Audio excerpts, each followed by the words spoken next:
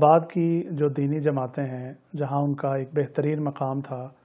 اسی طریقے سے پاکستان میں جو دینی جماعتیں کام کر رہی ہیں یقیناً ان میں بھی جیسے آپ نے بتلایا کہ ایک بہترین مقام وہ رکھتے تھے۔ تو اس حوالے سے بین الاقوامی سطح پہ علامہ عبدالعزیز حنیف صاحب کا مختلف تنظیموں کے ساتھ، خاص طور پہ جو کعبۃ اللہ کے امام ہیں ان کے ساتھ کیسا تعلق تھا، اور ان کی دعوت پر کون کون سے احباب جو آپ کو یاد ہوں وہ یہاں مرکز میں تشریف لائے؟ والد محترم کا سعودیہ کے علماء، کبار علماء کے ساتھ ایک بڑا گہرا تعلق رہا ہے۔ شروع میں جب سب سے پہلے حج کے لیے تشریف لے گئے تو چونکہ پہلے میاں فضل حق صاحب کے ساتھ بڑا ایک تعلق تھا، تو حج پہ جانے سے قبل پاکستان شیخ عبداللہ السبیل رحمہ اللہ تعالی جو حرم مکی کے امام تھے اور بڑے معروف امام تھے اور بعد میں ریاست کے چیئرمین بھی رہے، وہ پاکستان 2 مرتبہ تشریف لائے تھے، اور دونوں مرتبہ جب وہ پاکستان تشریف لائے تو مختلف جو ادارے انہوں نے وزٹ کیے، اس میں یہاں الحمدللہ G6 مرکز میں بھی تشریف لائے۔ والد محترم کے ساتھ بھی ان کا ایک بڑا تعارف تھا، اور والد صاحب کو یہ سعادت حاصل رہی کہ اس دور میں شیخ عبداللہ سبیل کی گفتگو کا اسلام آباد میں جو ترجمہ تھا وہ والد محترم نے کیا، اور اللہ نے الحمدللہ یہ سعادت ہمیں بھی بخشی کہ بعد میں اللہ رب العزت نے ائمہ حرمین کے ترجمے کی اور ان کا مترجم ہونے کی سعادت حاصل کرنے کا موقع عطا فرمایا۔ تو شیخ عبداللہ سبیل کے ساتھ اس دور میں ایک تعلق بن گیا۔ 1982 میں والد محترم پہلی مرتبہ حج پر تشریف لے گئے جب، تو میاں فضل حق نے ان کو ایک رکعہ دیا جس میں شیخ عبدالعزیز بن باز رحمہ اللہ جو سعودیہ کے مفتی عام تھے، چونکہ ان کا میاں فضل حق صاحب کے ساتھ بڑا ایک احترام کا تعلق تھا، تو ان کے نام ایک خط لکھا کہ اس طرح مولانا عبدالعزیز حنیف صاحب تشریف لا رہے ہیں اور یہ ہمارے جماعتی عالم دین ہیں، تو ان کے تعارف کے طور پہ اور وہاں پر جو ہے تاکہ اگر کسی چیز میں کوئی ضرورت ہو تو وہ ممکن ہو سکے۔ تو والد محترم بتایا کرتے تھے کہ جب میں مکہ پہنچا تو کعبۃ اللہ میں، وہاں اس وقت ام القریٰ یونیورسٹی میں ڈاکٹر صدیق الحسن ہمارے کشمیر کے ایک عالم دین، بڑے معروف عالم دین تھے، جو بعد میں PhD کر کے وہاں سے پھر پاکستان تشریف لائے اور جامعہ سلفیہ اسلام آباد میں تدریس کے فرائض سر انجام دیتے رہے۔ وہ والد صاحب کے بڑے پرانے دوستوں میں سے تھے، تو کہتے ہیں کہ میں ان کے پاس وہاں جا کر ٹھہرا، تو کوئی 2-3 دن کے بعد یہ بات ہوئی کہ چل کے شیخ عبدالعزیز بن باز رحمہ اللہ سے ملاقات کی جائے اور ان کو میاں صاحب کا لیٹر بھی دیا جائے اور ان کے ساتھ سلام دعا بھی ہو۔ تو کچھ مشائخ کے ساتھ جب وہاں شیخ عبدالعزیز بن باز رحمہ اللہ کی مجلس میں حاضری کا موقع ملا، تو والد صاحب فرماتے ہیں کہ شیخ عبدالعزیز بن باز کے ساتھ ہی شیخ عبداللہ بن سبیل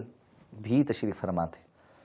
تو جب میں وہاں گیا تو اس سے پہلے کہ تعارف کوئی اور کرواتا، تو شیخ عبداللہ سبیل کیونکہ پاکستان 2 مرتبہ آ چکے تھے، ملاقات ہو چکی تھی، ایک بڑا رابطہ تھا،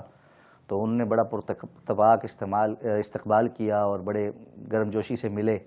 پھر انہوں نے شیخ عبدالعزیز بن باز رحمہ اللہ سے بڑا جو ہے یعنی اچھے الفاظ میں تعارف کروایا۔ پھر اس پر مستداد میاں صاحب کا جب لیٹر ان کو پڑھ کر سنایا گیا تو بہت ہی زیادہ انہوں نے اکرام کیا۔ تو اللہ تعالیٰ نے یہ سعادت بخشی کہ اس دور میں حرم کے اندر مختلف جگہوں پر دروس ہوتے تھے، اور اردو میں بھی اور مختلف زبانوں میں جو یعنی دنیا کے کونے کونے سے لوگ آئے ان کے لیے درس کا اہتمام ہوتا تھا۔ تو جب یہ تعارف شیخ عبدالعزیز بن باز رحمہ اللہ کو والد محترم کا ہوا تو انہوں نے والد محترم کی ڈیوٹی لگا دی کہ آپ حرم میں ریاست کی طرف سے درس دیں، اور والد محترم فرماتے ہیں کہ مجھے حرم کے بالکل قریب ایک کمرہ بھی رہائش کے طور پہ دے دیا گیا، اور میں جو ہے وہاں پر درس دیتا۔ تو 35 دن حرم کے اندر حرم مکی کے صحن میں الحمدللہ فرماتے ہیں میں نے آیت الکرسی کی شرح پر صرف 35 دن جو ہے وہ درس دیا، اور اس کے بعد جو ہے چونکہ ظاہر بات ہے جو وہاں پر رپورٹ بھی ایک سبمٹ ہوتی ہے اور لوگ جو ہے وہ ان کی رپورٹ پیش کرنے والے خفیہ طور پر بھی بیٹھتے، تو جن لوگوں کی بہت ہی یعنی گفتگو کی اور جس اثر کی اور یعنی دعوت کی اور منہج کی بڑی اچھی رپورٹ گئی، ان میں سے والد محترم بھی تھے، اور بعد میں بھی پھر جو ہے وہ یہ ایک سلسلہ ان کی طرف سے جاری رکھنے کا عزم کا اظہار کیا گیا۔ لیکن جیسے کہ آپ کو معلوم ہے کہ وہ سعودی عرب میں ایک جو حرم پر ایک حملہ ہوا اور وہاں پر ایک بندے نے مہدی ہونے کا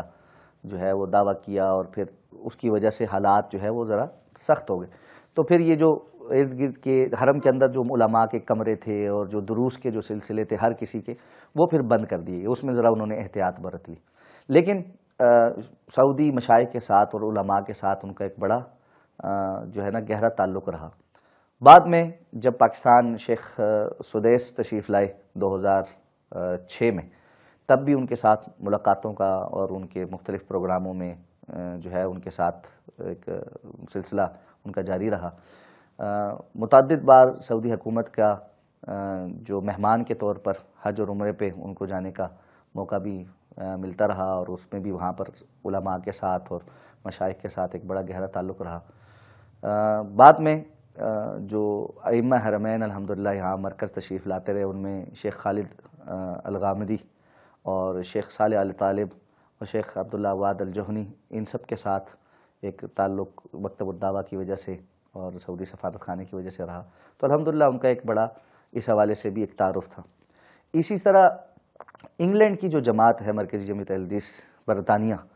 ان کے ساتھ بھی ان کا ایک بڑا مربوط تعلق تھا، کیونکہ آپ جانتے ہیں کہ برطانیہ میں آزاد کشمیر، خاص طور پہ میر پور اور کوٹلی والی سائیڈ کے ایک بڑی تعداد لوگوں کی وہاں پر موجود ہے، تو اسی ضمن میں جو آزاد کشمیر سے علماء وہاں پر گئے ہیں، ان کے ساتھ چونکہ ایک کشمیری ہونے کی نسبت سے بھی ایک تعلق تھا، اور مولانا ابراہیم میر پوری حافظہ اللہ ابھی بھی حیات ہیں، اللہ تعالیٰ ان کی زندگی میں برکت عطا فرمائے اور ایمان والی، عافیت والی، صحت والی ان کو لمبی زندگی دے، وہ وہاں پر موجود تھے۔ تو 80s میں برطانیہ کی جماعت کی دعوت پر جو ہے وہاں پر بھی تشریف لے گئے۔ متعدد بار ان کو سعودیہ سے بھی اور برطانیہ سے خاص طور پہ اس کانفرنسز میں جو تقاریر وغیرہ کی، اس کی وجہ سے یہ جو ہے نا اپرچونٹی دی گئی کہ آپ یہاں پر آ جائیں اور مستقل طور پر جو ہے نا سکونت یہاں اختیار کریں، لیکن ہمیشہ اس بات پر بڑی بصیرت کے ساتھ قائم رہے کہ اللہ رب العزت نے جو ذمہ داریاں میری یہاں رکھی ہیں وہ میرے لیے زیادہ اہم ہیں، تو اس اعتبار سے نہ کبھی سعودیہ منتقل ہوئے اور نہ ہی برطانیہ منتقل ہوئے، بارہا اصرار کے باوجود، اور یقیناً اللہ تعالیٰ نے اس کا جو ہے ان کو ثمرات بھی عطا فرمائے۔